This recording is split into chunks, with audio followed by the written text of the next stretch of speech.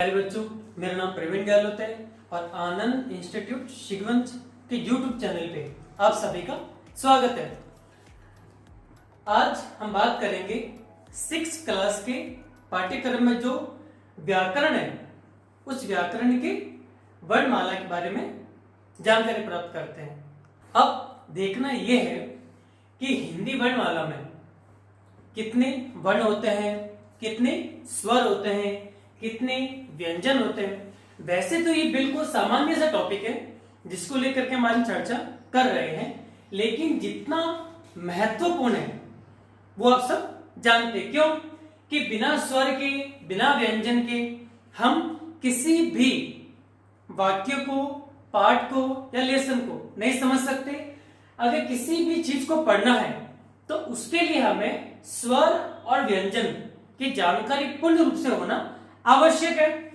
अब स्वर कौन कौन से हैं वो हम देखते हैं। अ, आ, छोटी ई, बड़ी ई, छोटा ऊ, बड़ा ऊ, ए, आई, ओ, औ, अंग, अह, छोटा री, बड़ा री। अब इनको सही क्रम में लिखना भी आना चाहिए, क्योंकि जब तक इनकी जानकारी पूर्ण रूप से प्राप्त नहीं होगी कि कहां पे कौन सी मात्रा लग रही है, किसका कैसे हम उच्चारण करेंगे। अब अगर मान लो कि अ है तो सिर्फ अ ऐसी ध्वनि आनी चाहिए। अगर आ है तो ध्वनि क्या हो जाएगी, थोड़ी सी बढ़ जाएगी, जैसे आ। अब छोटी ई है तो इसका उच्चारण भी कैसा होना चाहिए, धीरे से होना चाहिए, जैसे ई। और जब बड़ी आएगी तो थोड़ा सा उच्चारण, आवाज जो थोड़ी सी ज्यादा आनी चाहिए, जैसे ई। वैसे ही छोटा ऊ है तो क्या बोलेंगे, ऊ। और अगर बड़ा ऊ है तो हमें ध्वनि क्या हो जाएगी, थोड़ी आवाज तेज हो जाएगी, जैसे ऊ। इसी के लिए जैसे कि इसको बोलेंगे ए और इसको बोलेंगे आई। क्यों कि इसके ऊपर ए की मात्रा और आ रही है।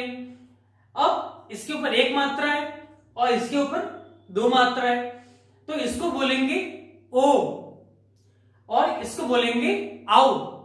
क्यों, ओ आउ, एक मात्रा है तो ओ हो जाएगा, और अगर डबल मात्रा है तो हो जाएगा आउ। अब इसके ऊपर एक बिंदु है तो होगा अह, और ओ आउ अंग, अंग, अह, री और री।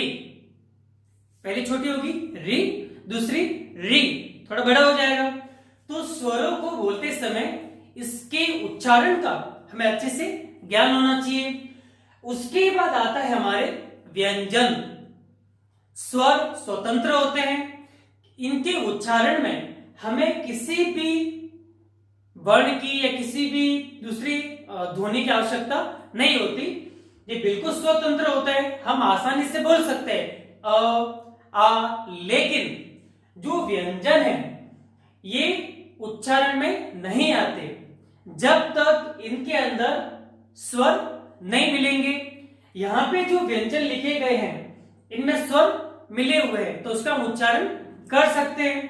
जैसे सबसे पहले क्या आएगा, क वर्ग, उसके बाद छ वर्ग, ट वर्ग, त वर्ग, प वर्ग, और आगे अंतस्थल वर्ण, ऊष्म वर्ण और सिक्त वर्ण। ये सब एक एक करके क्रम से सब शेड्यूल चलता है इनका, जिनको हमें याद करना है। पहले होगा क वर्ग। अब क वर्ग कितने होंगे, 5 वर्ण होंगे। कैसे बोलेंगे तो देखिए, क, ख, ग, घ, अंग। इसे ड नहीं बोलेंगे। क्यों, क्योंकि देखिए इसके आगे क्या है, अनुस्वार कर रखा तो होगा अंग। जैसे कि अपन लिखते हैं ना अंग, तो ग के ऊपर ड होता है, ड के नीचे ऊपर बिंदु होता है, नीचे क्या होता है, ग लिखा होता है, तो हो जाएगा क, ख, ग, घ, अंग। उसके बाद है च वर्ग। अब छ वर्ग में क्या करना है, छ, छ, ज, झ य, इसे क्या बोलेंगे हम? य बोलेंगे। छ छ ज झ य। फिर ट वर्ग, ट वर्ग में भी उच्चारण करते समय हमारा उच्चारण कैसा होना चाहिए? बिल्कुल स्पष्ट होना चाहिए। अगर हमारा उच्चारण स्पष्ट नहीं है तो ट ट में हम अंतर नहीं कर पाएंगे। जैसे ट ठ, ड ढ, ण, ट ठ ड ढ ण। फिर त वर्ग हो जाएगा हमारा, उसमें त थ द ध न। अब इन दोनों में भी क्या होता है, बहुत बार हम उलझ जाते हैं कि कौन सा न है कौन सा ण है। तो ये है ण, हमारी जीवा क्या होगी? ऊपर टच हो जाएगी ण, और ये हो जाएगा न, सामान्य शब्द। उसके बाद प वर्ग, प वर्ग में क्या है? प फ ब भ म। जितना स्पष्ट इनका उच्चारण करेंगे उतना ही हम क्लियरली आसानी से हम लिख भी सकते हैं। अब आते हैं हमारे अंतस्थल वर्ग। इसमें क्या आएगा? य र ल व। ऊष्म वर्ग, ऊष्म मतलब जिसमें क्या होती है हमारी जो जो वायु है वो क्या होगी? मुख से बाहर आएगी। जैसे श श स ह। जैसे ये जो श है किसके लाएगा? शिव। ये आएगा षड, और ये आएगा सड़क। तो श श और स, ये तीनों ही अलग अलग होते हैं जिनका उच्चारण करना हमें बहुत ही आवश्यक है। इसलिए जब भी इन शब्दों का उच्चारण करते हैं बड़ा ही ध्यान से उच्चारण करना चाहिए। फिर है संयुक्त वर्ण। ये जो भी वर्ण है ये क्या होता है? दो वर्णों से मिल करके एक नया वर्ण बनता है। जैसे श्र त्र ज्ञ, क्या लिखेंगे? क्षेत्र, त्रीणी और ज्ञान। इस प्रकार हमारी वर्णमाला क्या होती है? पूरी हो जाती है। जिसमें आपको ध्यान रखना है स्वर कौन कौन से हो जाएंगे? अ आ ई उ ऊ ए आई ओ औ अं अह री री। फिर व्यंजन हो जाएंगे क वर्ग, च वर्ग, ट वर्ग, त वर्ग, प वर्ग। उसके बाद अंतस्थल वर्ग, फिर ऊष्म वर्ग, और अंत में आएगा संयुक्त वर्ग। अब इनकी जानकारी प्राप्त करने के बाद हमें देखना यह पड़ेगा कि किस प्रकार इसको हम समझ सकते हैं। तो देखिए यहाँ पे परिभाषा लिखी गई है। अब इसमें क्या तो बहुत सारे अलग अलग टॉपिक हो जाते हैं। जैसे सबसे पहले ध्वनि आएगी, फिर वर्ण आएगा, वर्ण के बाद शब्द आएंगे, फिर वाक्य आएंगे, फिर पद आएंगे। तो ऐसे क्रम से बिल्कुल चलते हैं जो हम आगे पढ़ेंगे। अभी देखते हैं हम, यहाँ पे देखिए इसको बढ़िया से समझना है। मानव द्वारा यानी हम लोगों के द्वारा प्रकट की गई, प्रकट मतलब बोली गई सार्थक ध्वनियों को, सार्थक मतलब ऐसी ध्वनि जो सामने वाले को समझ में आए, भाषा कहा जाता है। बहुत बार आपने देखा होगा, अपन कोई बात किसी को बताते हैं तो सामने वाले क्या बोलता है? फिर से पूछता है, बोले क्या होता है बहुत बार ऐसा। अगर आप कोई बात किसी को बता रहे, अगर सामने वाले को बात समझ में नहीं आ रही है तो क्या होता है? सामने वाला बार बार पूछता है क्या कह रहे हो? नहीं नहीं नहीं, फिर से बोलो। तो ऐसा नहीं करना है। जितनी सार्थक ध्वनियों की प्रयोग करेंगे हम, जैसे आपको कहना है आप कहां जा रहे हैं, तो स्पष्ट बोलना है। आप यदि गति से बोलेंगे, फास्ट बोलेंगे, तो सामने वाला इसको नहीं समझ पाएगा। आप बोलेंगे कहां जा रहे हो, तो ये वाक्य सुनने वाले को समझ में नहीं आएगा। तो आपको करना यह है कि जिन भी ध्वनियों का प्रकट करते हैं, आप बोलते हैं, वो कैसी होनी चाहिए? सार्थक होनी चाहिए। उसका उच्चारण भी कैसा होना चाहिए? बिल्कुल साफ साफ होना चाहिए। उसे हम क्या कहेंगे? भाषा कहेंगे। वैसे भाषा की बहुत सारी अलग अलग भी परिभाषा है, उसको भी हम आगे पढ़ेंगे। अब भाषा का मूल रूप मनुष्य के मस्तिष्क में बोधन और अभिव्यक्ति की क्षमता का विकास। आपको देखने में एक बार इसका अच्छे से स्क्रीनशॉट ले सकते हैं, उसके बाद आप आराम से इसको पढ़ सकते हैं।